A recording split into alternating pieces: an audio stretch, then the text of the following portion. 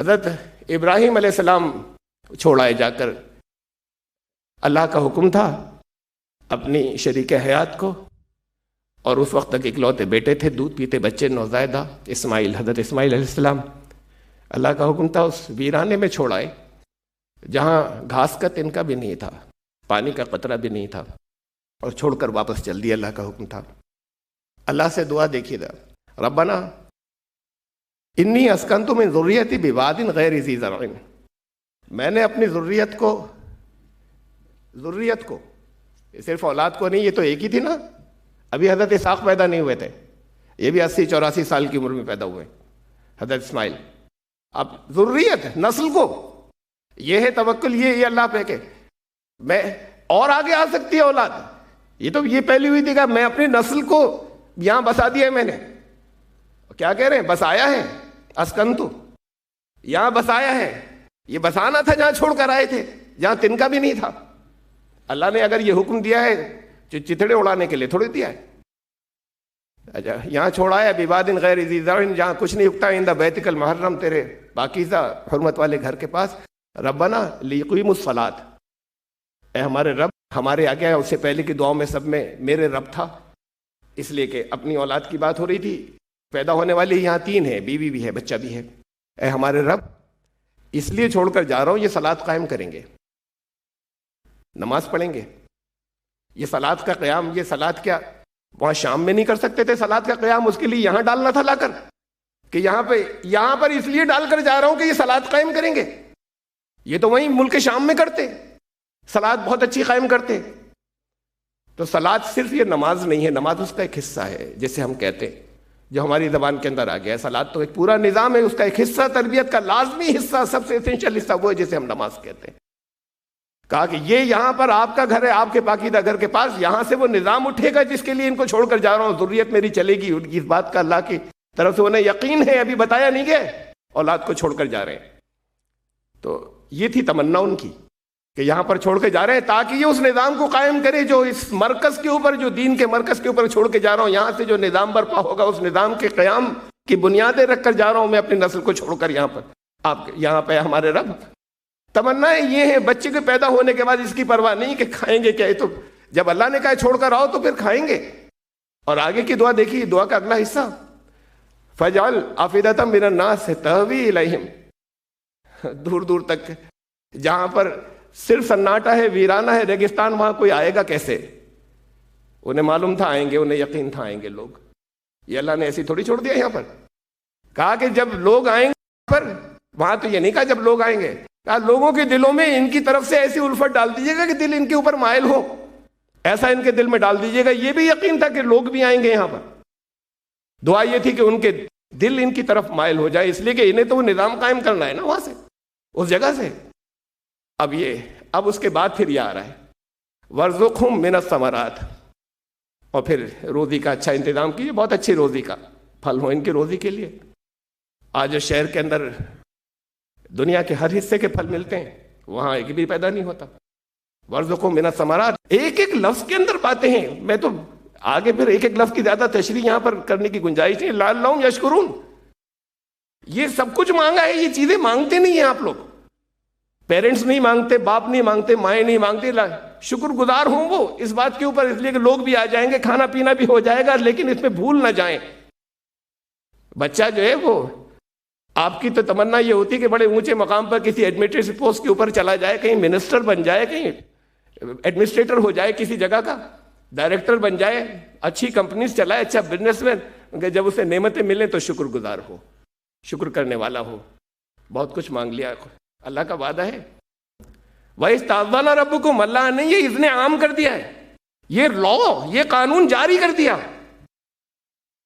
کہ لَئِن شَكَرْتُمْ، تم نے اگر کیا شکریہ ادا کیا، لَأَزِيدَنَّكُمْ، لازماً اسے لام تاکید کہتے ہیں عربی میں، لَأَزِيدَنَّكُمْ، لازماً نعمتیں بڑھائیں گے، اچوک نسخہ اللہ سے لینے کا، بالکل جو اللہ نے خود دیا ہے، مس ہو نہیں سکتا، بشرطے کہ شکریہ کے جذبات پیدا ہوں۔ یہ اللہ تیرا شکر کی تسبیح نہیں، جیسے بتایا تھا ڈاکٹر عقیل نے کہ وہ استغفر اللہ کی تسبیح، شکریہ تو دل کے اندر پیدا ہوتا ہے نا، دل کے اندر جذبات آئیں اس کے نعمت کے شکریہ کے، کہا میں بڑھا دوں گا، لازماً بڑھاؤں گا، کر کے دیجیے، نعمتوں کا شکریہ ادا کر کے دیکھیے۔ لیکن اللہ تیرا شکر والا نہیں، الحمدللہ والا بھی نہیں. 2 رکعت نماز پڑھ کے اس نماز میں بھی ساری تسبیحیں جو ہے الحمدللہ والی نہیں. دل کے اندر واقعی پیدا ہو شکریہ کے جذبات. اللہ نے کہا لازماً بڑھا دوں گا. انہوں نے کہا یہ میری اولاد شکر گزار ہو، آگے آنے والی نسل یہ شکریہ ادا کریں، نعمتیں ملیں گی، اس کا شکریہ، ان کی نعمتیں بڑھتی چلی جائیں گی. دعائیں یہ مانگیے نا اپنے آگے. یہ پریگننسی کے دوران تمنائیں ہوں اور اس کے بعد پیدا ہونے کے بعد یہ دعائیں ہوں کہ میں نے اس کو اللہ شیطان سے بچا لیجئے، اے میرے رب یہ اس کو نعمتیں ملیں لیکن اس کا شکریہ ادا کرنے والی ہو. یہ پارٹ تو چھوڑ دیتے ہیں نا، تو پھر وہ نعمتیں ملتی بھی ہیں اور پھر وہ نعمتیں جو ہیں وہ کنورٹ ہو جاتی ہیں نقصان پہنچانے والی چیزوں کے اندر. اور پھر یہ بہت اہم ایک اصول آ رہا ہے، والبلد الطیب یخرج نباتہ بإذن ربہ. اچھی زمین جو ہوتی ہے وہ تمہارے رب کا قانون ہی یہی ہے، وہ اچھا پھل لاتی ہے. زمین بنانی ہے نا پہلے اچھی. یہ بات کو ہوائیں جو ہیں، یہ بات کو انوائرمنٹ ہے، ماحول ہے. پہلے زمین ہوگی تو آپ کو خود بھی ایسے ہی نہیں ہوگا. بچے آپ کے اگر آگے نسل تیار کرنی ہے تو آپ کو زمین دینی ہے. وہ زمین آپ خود ہیں، وہ ماں ہے، وہ باپ ہیں. اب گھر میں آپ جو کچھ کر رہے ہیں وہ کہہ رہے ہیں اولاد اچھی ہو جائے. یہ اولاد کہاں سے اچھی ہو جائے گی؟ قرآن بلد طیب کی بات کر رہا ہے کہ وہ پھل لاتی ہے. اور بنجر زمین والذی خبث لا یخرج الا نکدا، آپ بنجر زمین کے اندر اگر ڈال دیں تو کانٹے اگتے ہیں جگہ جگہ، جھاڑیاں، اور وہ جھاڑیاں بھی ذرا فاصلے پہ، ایک یہاں ایک یہاں ایک وہاں. تو پہلے تو زمین بنائیے، پھر کھاد کی بات آئے گی، وہ آپ کو کرنا ہوگا. انوائرمنٹ کا بھی آپ کو خیال رکھنا ہوگا، ماحول کا، کہ گملہ اگر یہاں پر سردی بہت زیادہ ہو گئی تو ذرا کہیں الگ کو بچا کر رکھ دیا. اگر گملے ہی نہیں ہیں تو اوپر پھر آپ کو بعض دنوں میں شیڈ ڈالنا ہوگا، کبھی شیڈ ہٹانا ہوگا کہ دھوپ مل جائے.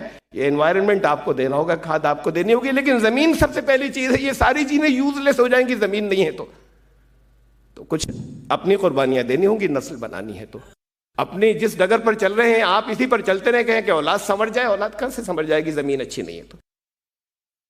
اور اس کے بعد پھر آگے داخلہ ہے بچپن کے دور میں، جسے یہ اس سے اور آگے نکل کے اس دور میں لوگ لے کر آتے ہیں کہ صاحب ذرا بتائیے کیا کریں. جب وہ تھا اس سے پہلے کا دور تھا، میں نے دیکھا ہے بچوں کو وہ موبائل کے اندر اسے سنا رہے ہیں. جب بچوں کو سمجھ نہیں آتی، جب بچے ان ورڈز کے میننگ اس وقت نہیں جانتا شعوری طور پر، لیکن سب کانشیس مائنڈ میں اس کے ریکارڈ ہوتے ہیں. اس وقت بچے کو آپ اچھی دین کی باتیں رکھیے، وہ شعوری طور پر نہیں سمجھ پائے گا. سب کانشیس مائنڈ میں تحت الشعور کے اندر اس کے ریکارڈ ہو رہے ہوتے ہیں. یہ سب نفسیاتی نقطے ہیں. یہ ساری وہ چیزیں جسے آج کی ہماری ماڈرن سائیکالوجی جو ہے ویریفائی کر چکی ہے. اب اسے سنا کیا رہے ہیں آپ؟ اس میں موبائل کے اندر ایکشن سانگ آ رہا ہے، بچہ بڑا خوش ہے، وہ جھکا. میں نے دیکھا ایسا بہت چھوٹی سی سال بھر کی بھی نہیں، اور وہ بہت اس کے اوپر جھکے میں آ رہا ہے. اس کے اندر آ رہا ہے کہ eating sugar no papa, telling a lie yes پاپا، ہا ہا ہا. کیا سکھا رہے ہیں بچے کو آپ؟ اس کے کوئی میننگ ہی نہیں ہے، آپ کو میننگ نہیں معلوم. جھوٹ سکھا رہے ہیں، جھوٹا بنا رہے ہیں. اس کے سب کانشیس مائنڈ میں جا رہا ہے. وہ اور بڑا ہوگا جب بچپن میں آئے گا، جب انفینسی سے نکل کر آئے گا، اس کو جھوٹ اندر سب کانشیس مائنڈ میں آ چکا ہے. اس کے یہ معلوم نہیں کیا کیا چیزیں آپ دے رہے ہیں جو سکھا رہے ہیں، آپ سمجھ رہے ہیں جانتا نہیں ہے. ایکشن سے خوش ہو رہا ہے وہ. اس کو اس وقت وہ چیزیں دیجیے اچھی لگنے والی ہوں، اچھی قرت کے ساتھ میں ہوں، اچھی لے کے ساتھ میں ہوں، اچھی میوزک کے ساتھ میں ہوں، اچھے انداز میں کہ خوش ہو، سب چیزیں ہوں. لیکن پھر اس کو کریٹو چیزیں دیجیے، اس کے تحت الشعور سب کانشیس مائنڈ میں آئیں گی.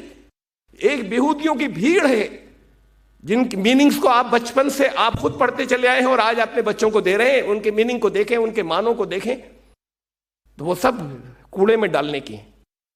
کوڑے بہت خطرناک ہیں، بڑی ڈینجرس ہیں. اب ذرا سا اور بڑا ہوا، یہ وہاں سے نکل کر یہاں آیا تو پھر یہ زمین دینی ہوگی. جیسے میں نے آپ کو کہا، آپ کو اپنے گھر کے اندر کرنا ہوگا.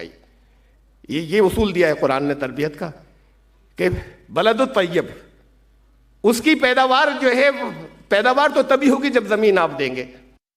اب گھر میں آپ کے جھگڑے ہوں گے، ہوں بھی ٹینشنس تو بچے کے سامنے نہیں آئے کبھی ہوں، یہ ممکن نہیں کہ نہ ہو.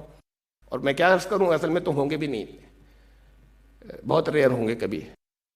دو الگ الگ مزاجوں کے لوگ ہوتے ہیں. ہر گھر میں ہے اس وقت ٹینشن. آپ کے گھر کے اندر قرآن نے کیا کہا تھا کہ زندگی ہے کس لیے؟ ازواجی زندگی. ایک کہا تھا کہ وَمِنْ آیَاتِهِ أَنْ خَلَقَ لَكُم مِّنْ أَنفُسِكُمْ أَزْوَاجًا لِتَسْكُنُوا إِلَيْهَا. تمہارے لیے جوڑے تمہیں میں سے اس لیے بنائے کہ سکون کی زندگی گزارو ایک دوسرے کے ساتھ میں. سکون ختم ہو گیا, ہر گھر میں سے ختم ہو گیا. گھر میں آپ کے پاس سکون ہو, باہر بڑے بڑے چیلنجز کا سامنا کر لیں گے. اور باہر چاہے جتنے بڑے 30 مار کھاؤ, گھر کے اندر اگر سکون نہیں ہوا تو زندگی جہنم رہے گی. سکون کے لیے تو زندگی دی تھی ہے, اور سکون کے لیے تو اللہ نے کہا تھا الا بذکر اللہ تطمئن القلوب. بھی ذکر کا بتا کر گیا نا ڈاکٹر عقیل.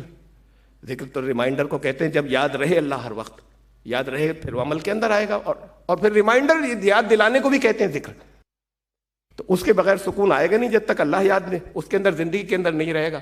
تو بہرحال بچے کے لیے کریے, اللہ کے لیے کرنا چاہیے نا. میں آپ سے کہہ رہا ہوں اللہ کے لیے نہ کر سکیں تو بچے کے لیے کریے, کہ نسل آگے لے کے جانی ہے, آپ کو زمین دینی ہے, اس کے بغیر کوئی تربیت نہیں ہوتی.